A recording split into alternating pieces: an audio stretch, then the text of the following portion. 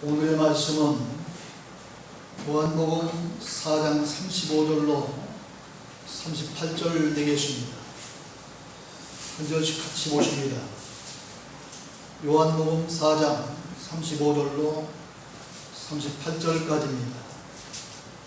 너희는 넉 달이 지나야 추수할 때가 이르겠다 하지 아니하느냐. 그러나 나는 너희에게 이르노니 너희 눈을 들어 밭을 보라. 휘어져 추수하게 되었도다. 거두는 자가 이미 싹도 받고 영생에 이르는 열매를 모았나니 이는 뿌리는 자와 거두는 자가 함께 즐거워하게 하려 함이라. 그런즉 한 사람이 심고 다른 사람이 거둔다 하는 말이 옳도다. 내가 너희로 노력하지 아니한 것을 거두어 보내노니 다른 사람들은 노력하였고 너희는 그들이 노력한 것에 참여하였느니라. 아멘. 우리 다 같이 건강하십시오 하고 인사 나눕시다.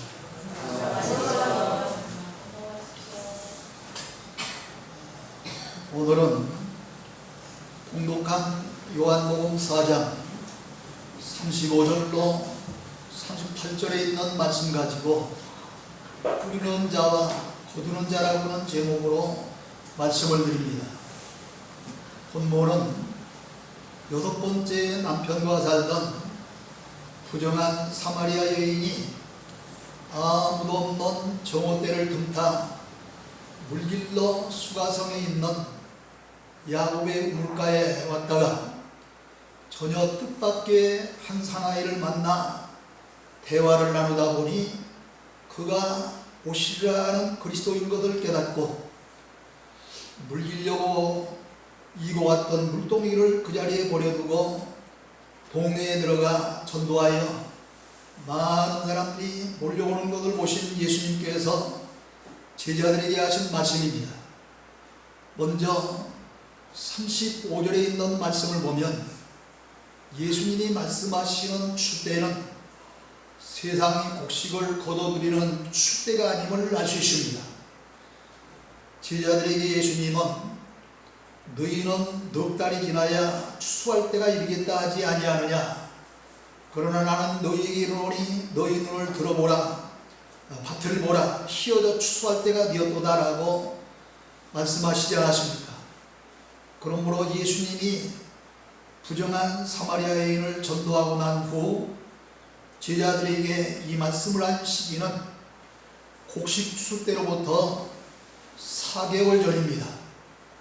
우리 한국으로 말하면 논밭에서 곡식이 한참 푸르게 자라고 있는 초여름입니다.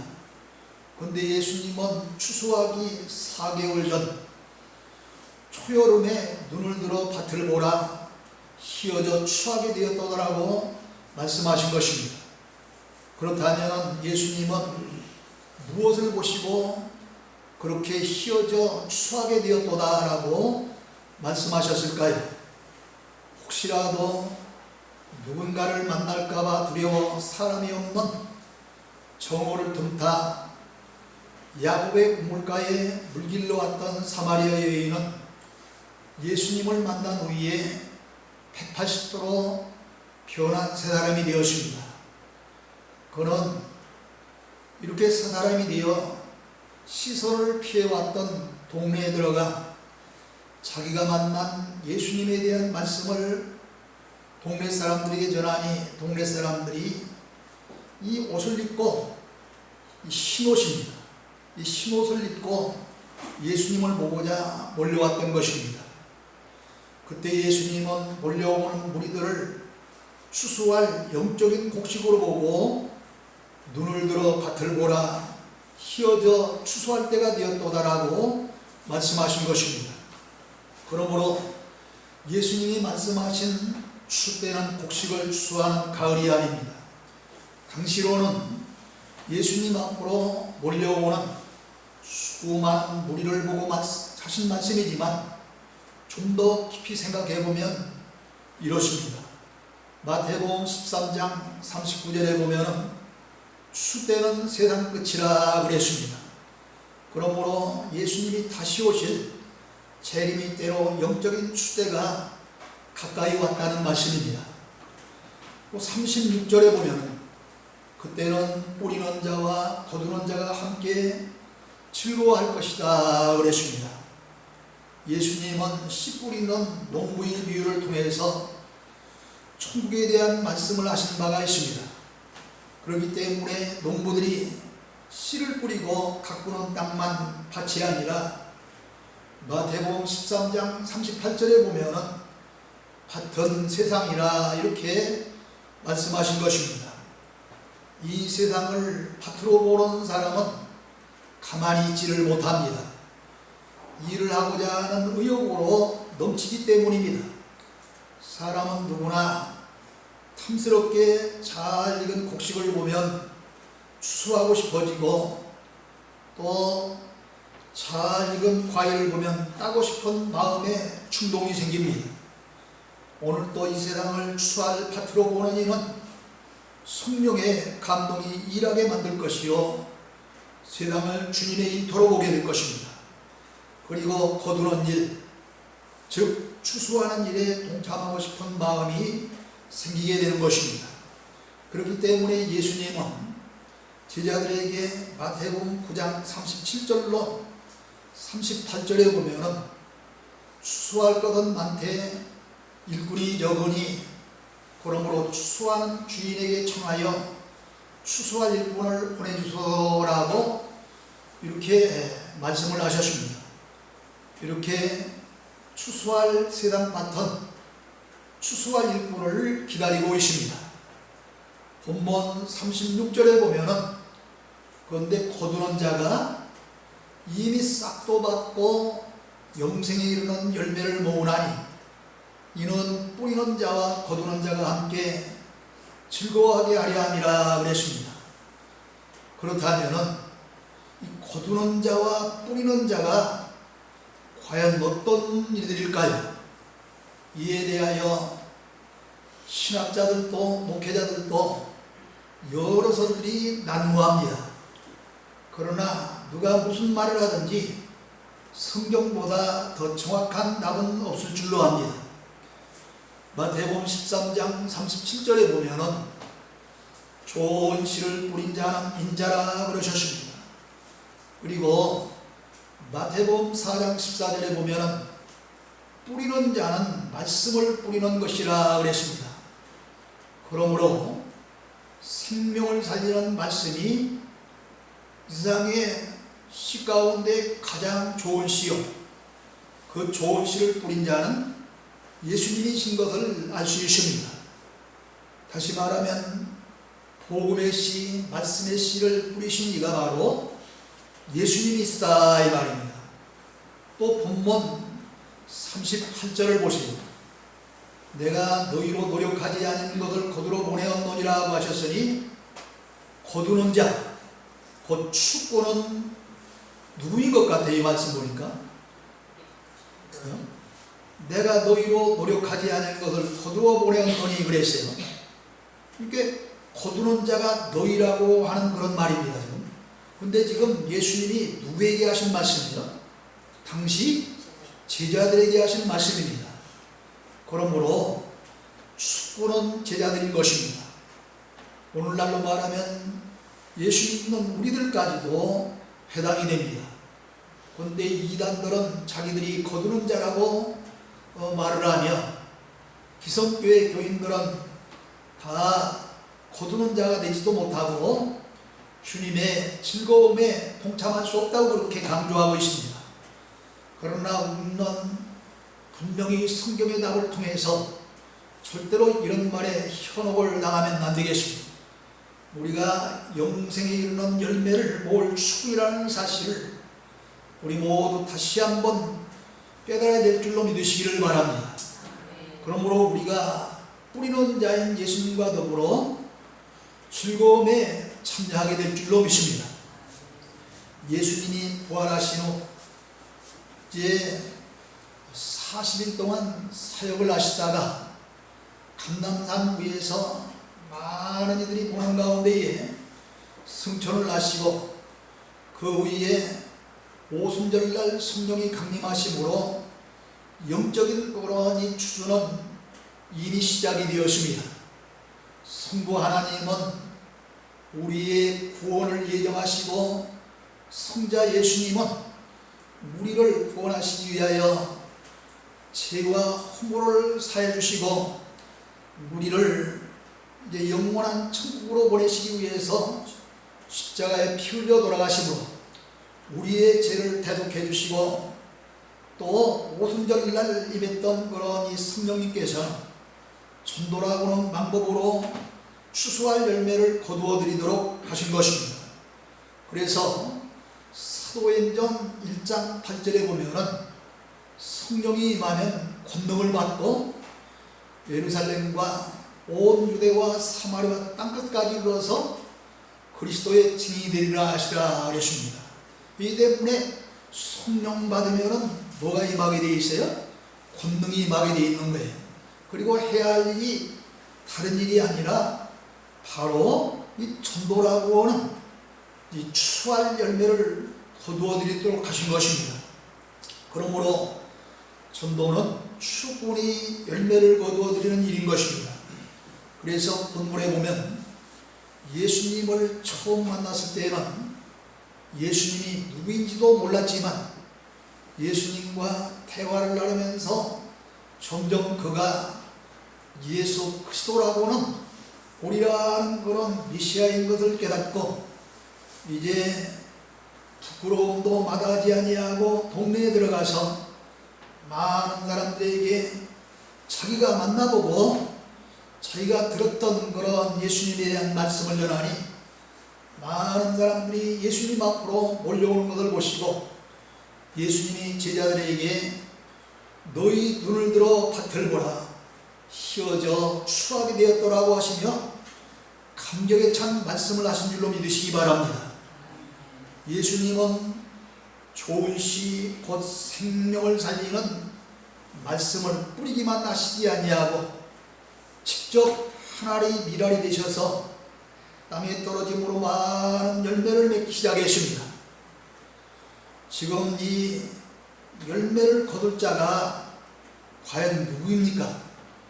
지금 누가 그 열매를 거둘지 주님은 그 거둘 자를 찾고 계시는 것입니다. 이사야서 6장 8절에 보면 이런 말씀이 있어요. 주께서 이르시되 내가 누구를 보내며 누가 우리를 위하여 갈꼬 하시니 그때 내게 이르되 내가 여기 있나이다 나를 보내소서라고 말씀을 한 그런 내용이 나옵니다. 이처럼 우리들이 바로 여기 있나이다 나를 보내소서 하고 충분히 사명자로 나서야 될 줄로 믿으시기를 주의 이름으로 축원합니다. 우리가 이 전도를 하는 데 있어서 여러 가지 수고하는 일들이 많습니다. 기도로 뒷받침을 하고 또 물질로 협조도 하고 몸소 현장에 나가서 뛰기도 합니다. 그러나 기도만으로는 부족합니다. 행함이 없는 믿음과 같이 행함이 없는 기도는 역시 죽은 기도인 것입니다. 데살로니가후서 3장 10절에 보면 누구든지 일하기 싫거든 먹지도 말라 그랬는데 이 말씀은 바로 오늘의 이 말씀에 적용을 시켜본다면 주님의 일을 하기 싫거든 후원도 말하지 말라 하는 말씀과도 같은 말씀인 것입니다. 이 추라고 하는 것은 거두어 드리는 일만 하는 것이 아니라 일단 거두어 드린 다음에는 어떤 것이 알곡인지 어떤 것이 쭉정인지인가를 가리는 그런 일이 바로 추인 것입니다. 근데 이 거두어 드린 곡식을 알곡인가 쭉정인가를 심판할 자가 곧 오시리라고 성경은 말씀하고 있습니다. 여러분 다 같이 마태복음 3장 11절을 펴보시기 바랍니다. 마태복음 3장 11절로 12절 제가 있습니다. 이 세례 요한이 한 그런 말씀인데요. 나는 너희로 회개하기 위하여 물로 세례를 베풀거니와 내 뒤에 오시는 이는 나보다 능력이 많으시니 나는 그의 신을 들기도 감당하지 못하겠노라. 그는 성령과 불로 너희에게 세례를 베푸실 것이요 손에 키를 들고 자기의 타작마당을 정하게 하사 알곡은 모아 곡간에 들이고 쭉정이는 꺼지지 않는 물에 태우시라는 말씀입니다. 많은 사람들이 세례 요한을 따랐습니다. 그리고 세례 요한이 오리란 그런 메시아인 줄로 착각하는 사람들도 있었습니다. 이렇게 이런 그 세례 요한이 분명히 나는 너희로 회개하기 위해서 물로 세례를 베푸는 자에게 불과하고 내 뒤에 오시노니 그분이 바로 예수님을 가르쳐 줍니다. 내 뒤에 오시노니는 나보다 능력이 많으시니 나는 그의 신을 들기도 감당하지 못하겠노라. 신고 다니시는 그런 신을 드는 것조차도 감당하기가 힘들다는 얘기예요. 그만큼 나는 예수님에 비하면 아무것도 아닌 사람이다 하는 이야기입니다. 그러면서 그 예수님은 성령과 불로 너에게 세례를 베푸실 것이요 그랬습니다. 그러니까 세례 요한은 물로 세례를 베풀었지만 자기의 뒤에 오시는 예수님은 뭘로 세례를 베풀어? 성령과 불로 세례를 베푸실 것이다 그랬습니다. 이렇게 성령과 불로 세례를 베푸시는 것으로 끝나지 아니하고 손에 키를 들고 자기의 타작마당을 정하게 하사 알곡은과 곡간에 들이고 쭉정이는 꺼지지 않는 물에 태우시리라 그랬습니다. 여러분 여기서 이 말씀을 잘 생각해 보세요. 예수님이 세상에 곡식을 추수하고 또 곡식을 추수해서 알곡인가 쭉정인가를 가려서 알곡은 곡간에 집어넣고 쭉정이는 꺼지지 않는 불에 태우시기 위해서 오신 예수님입니까? 아니잖아요.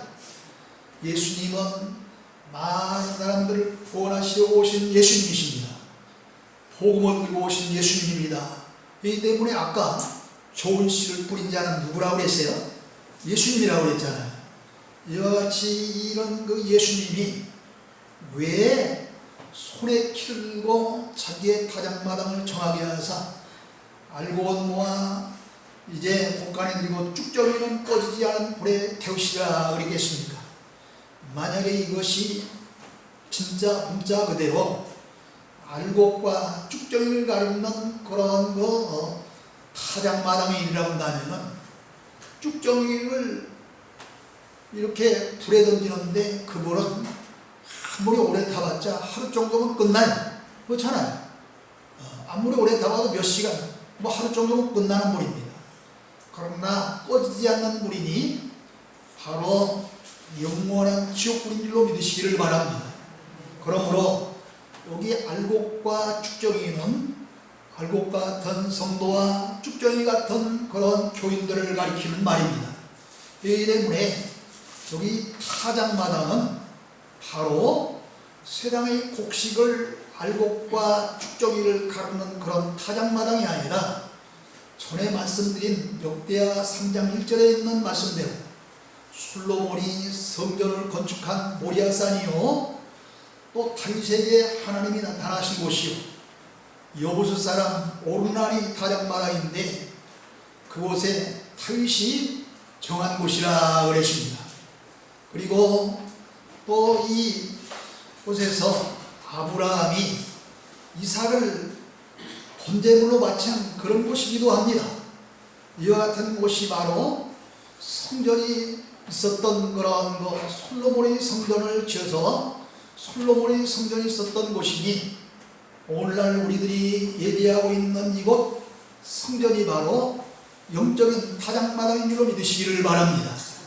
그러니까 타작마당이 문자적으로 보면은 곡식을 타작하는 타작마당 같지만 이렇게 말씀을 토래쳐 보니 바로 여러분이 앉아 예배드리는 성전이 영적 타작마당이다 이 말입니다.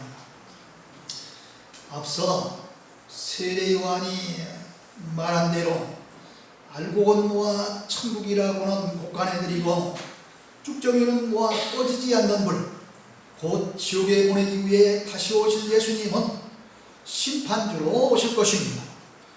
그런데 요한복음 3장 17절에 있는 말씀, 하나님이 그 아들을 세상에 보내신 것은 세상을 심판하려 하심이 아니요 그로 말미암아 세상이 구원을 받게 하려 하심이라는 이 말씀을 보고 예수님이 심판을 하지 아니할 것이다, 이렇게 생각하면 큰 오판입니다.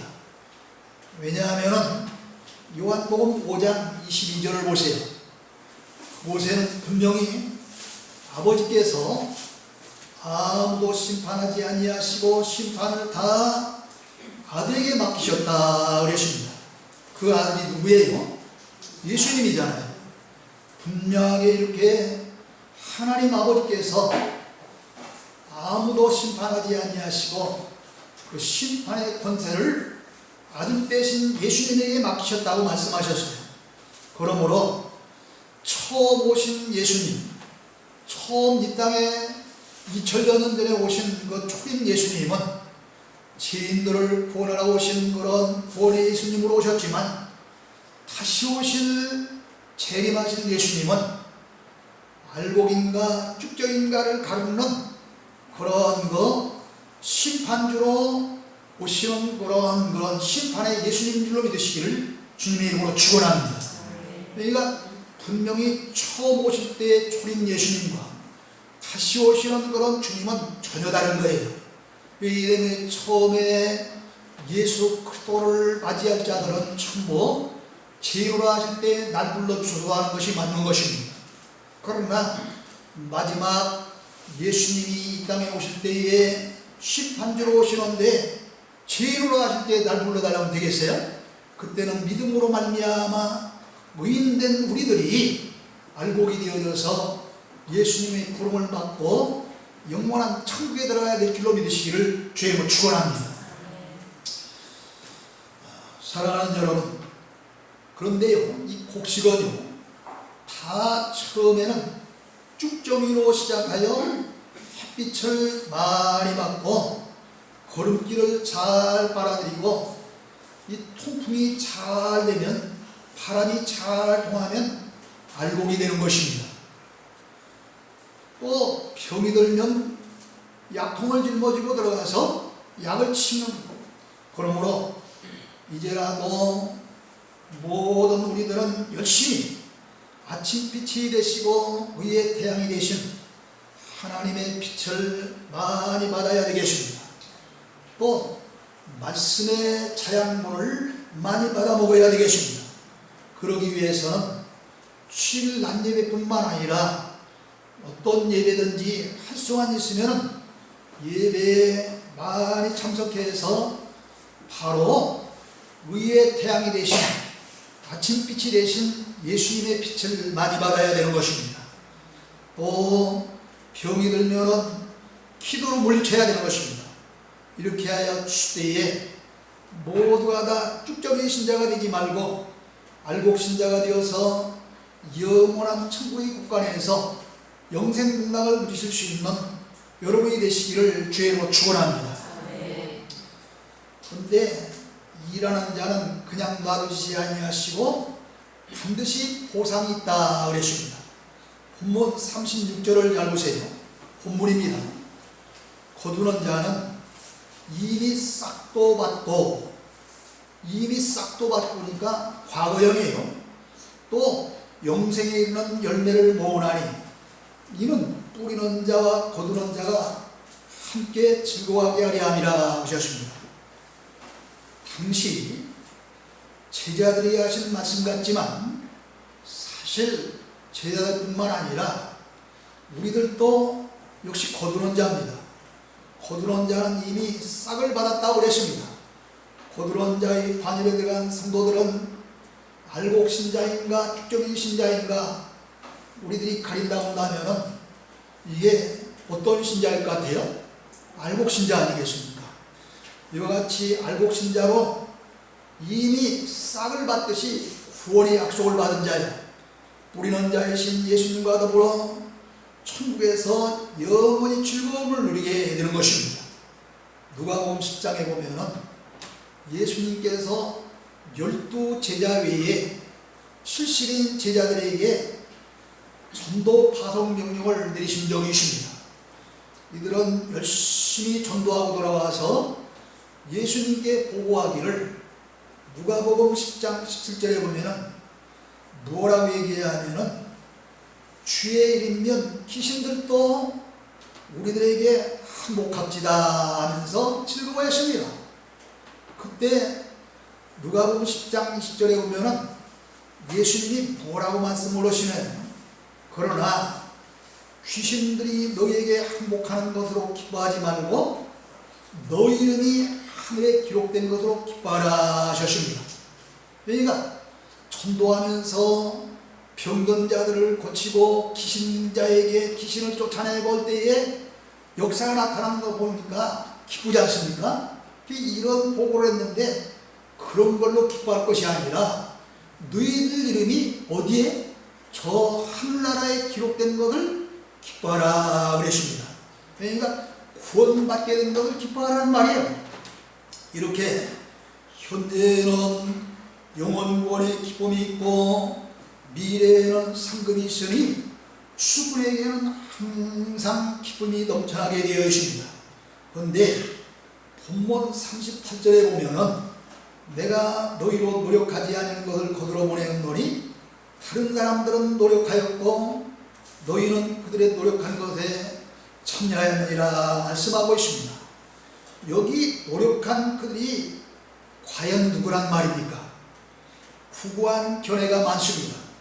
어떤 사람은 예수님이라고 합니다. 또 어떤 사람은 예수님과 세례 요한이라고도 합니다.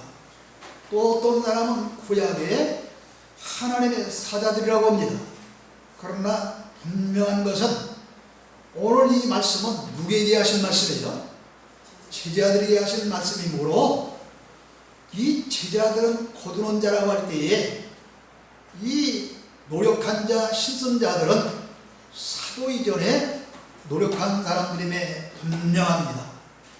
12서 11장에 보면은 아벨로부터 시작해서 믿음의 부인들이 그 엄청난 그런 수고와 많은 노력을 한 것이 기록이 되어 있는 것을 봅니다.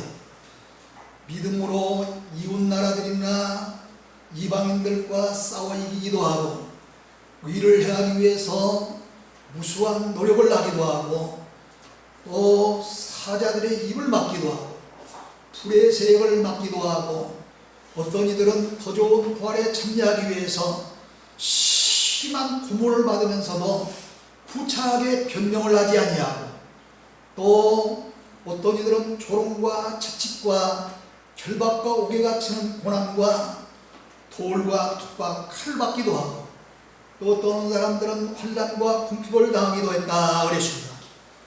이와 같은 교회사적인 사실을 볼 때에 어쨌든 제자들이나 우리들은 좋은 씨를 뿌리신 예수님과 복음 때문에 수고한 많은 분들의 덕분에 하나님의 축복을 받은 자들에게 분명한 것입니다.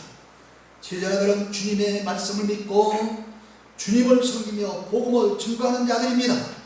그러므로 거두는 자를 굳이 예수님 당시에 12 제자들에게만 국한시키지 아니하고 오늘날의 신실한 성도들까지 보아야 하는 것입니다.